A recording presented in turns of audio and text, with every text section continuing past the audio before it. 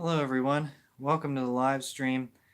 I want to do some follow-up videos, follow-up or um, revisiting certain topics, and the one thing I wanted to look up today was Cardinal McCarrick, former Cardinal McCarrick, and his court case.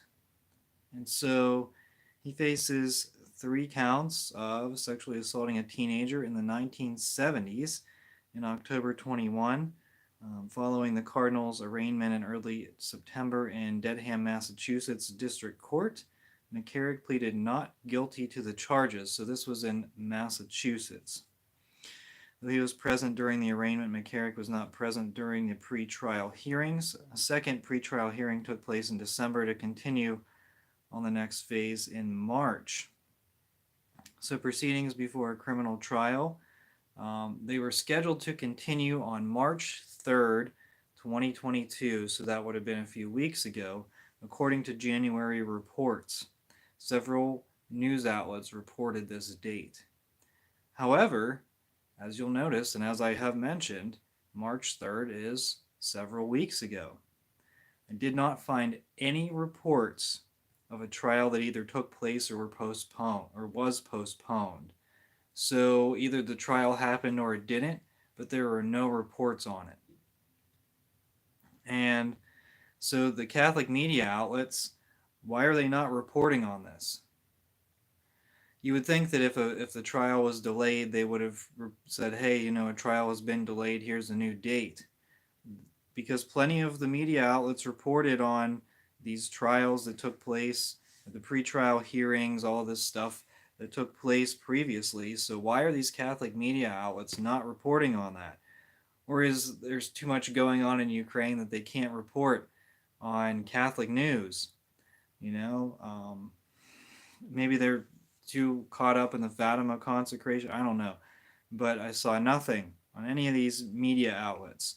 Now, the Associated Press, I believe, was it the Associated Press or the Washington Post? I don't know. One of these, secular media outlets that reported that first broke the McCarrick story in the summer of 2018.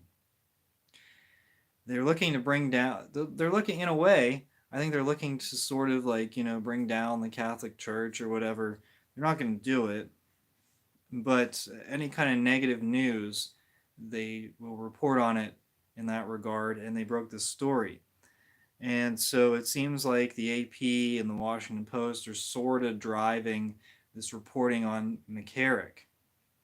And I think it was Slate that actually drove up to the monastery that was McCarrick was staying at, and they interviewed him. A reporter just walked right in and interviewed him. This was when McCarrick was in Kansas several years ago, and the reporter said, "Hey, I guess apparently he just walked in and said, "Hey, can I interview McCarrick?" And they were like, "Oh yeah."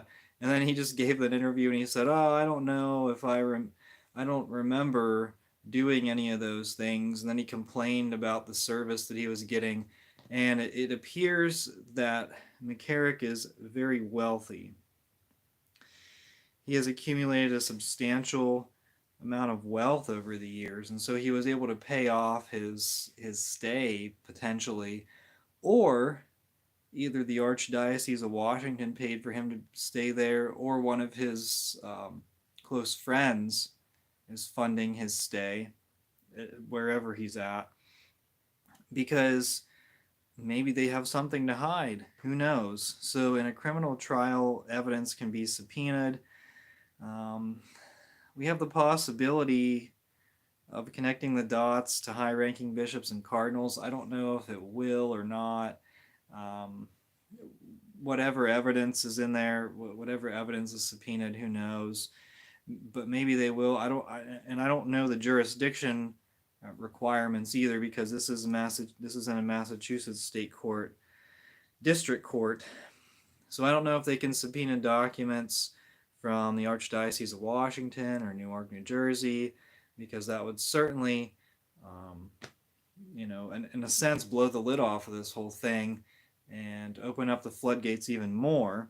Now, remember, Vigano reported information about, the connection to certain cardinals: Supich, Tobin, Whirl, and then McElroy. And he mentioned, I don't know, he mentioned a few others, I believe. And he mentioned some priests as well, the connection to certain priests in Washington. And so I don't know, like, I do believe this information is accurate, but it's always helpful to have a second source to confirm what's going on. Now, the there's the article that I reference in the description. It says, though McCarrick was not a priest in Massachusetts, state prosecutors have said the alleged abuses of the teenager first took place at a wedding reception in 1974 on the grounds of Wellesley College, just outside of Boston, and continued over the years in different states. Prior to the scheduled Massachusetts trial, McCarrick had not faced criminal charges for assaulting a minor. The state allows for a pause of the statute of limitations in criminal cases when the defendant is not usually and publicly a resident, says the website findlaw.com. And so that is why the statute of limitations does not apply here in this case. In a lot of other states, the statute of limitations did apply, and so McCarrick was not able to be charged. But here in not here, but in Massachusetts, in this situation, he was able to be charged, and they're taking a look back into the 1970s, which is quite a long time ago. But again, I just want to say, what are these Catholic media outlets doing? This should be definitely an area where they're paying a lot of attention to. And are they letting the secular media run with it? Are they just kind of reporting based off of these reports, the reports of the secular media?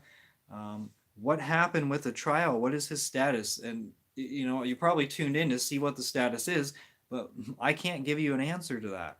I don't know if the trial happened. I'm guessing it didn't because there's no reports. But then, was it delayed? Was it postponed, pushed back to a certain date? And if so, what is that date?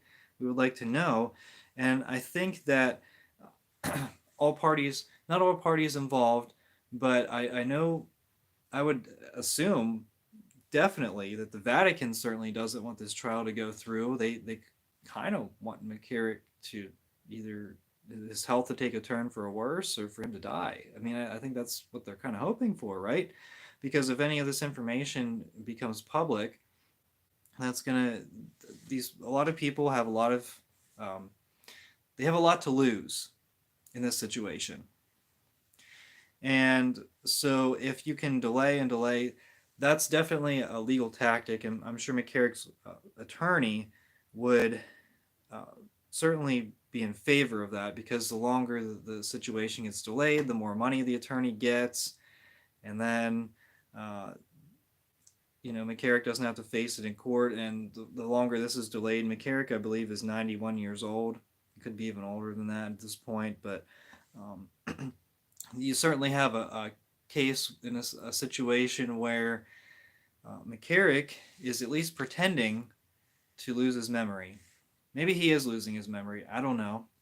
But he certainly could pretend at 91, and no one could really dispute that. Now, the Archdiocese of wherever he was at, Washington, Newark, New Jersey, and the Diocese of Metuchen, they certainly would be happy for this to be delayed as well, because if this person, or if McCarrick is found guilty in Massachusetts, I don't know the legal implications for these other places, but I'm sure that it wouldn't be very convenient for any of these other locations, and I'm sure they have all kinds of documents. Maybe they've been destroyed, but I'm sure they at least at one point had documents of McCarrick's crimes, and I'm sure there are people still there who have knowledge of McCarrick's crimes. And wouldn't it be extremely inconvenient for these people to get subpoenaed and they have to answer why they didn't report McCarrick's crimes? And so, I mean, there's a lot of information just sitting out there right now that Why are these people not speaking out? You know, there are a few people that have spoken out, but so far it's been pathetically few. And how many people were involved with McCarrick? How many people worked under him? And how many people knew this stuff was going on? I would imagine there's quite a few. Are they receiving bribes? I don't know. I really don't know this situation. Thanks for joining me on the live chat. That's really all I have with this situation. Again, I'm sorry to disappoint you that I don't have any information, but what is going on? I'd like to know, and I'd like some of these Catholic media outlets to get on the job, to try to figure it out. Because this March 3rd trial, well, March 3rd has come and gone. So, did it happen? Was it delayed? Why was it delayed? I'd like to know that information. I couldn't find it at all on the internet. So, anyway, thank you so much for watching. We are the laity, and we will not be silent.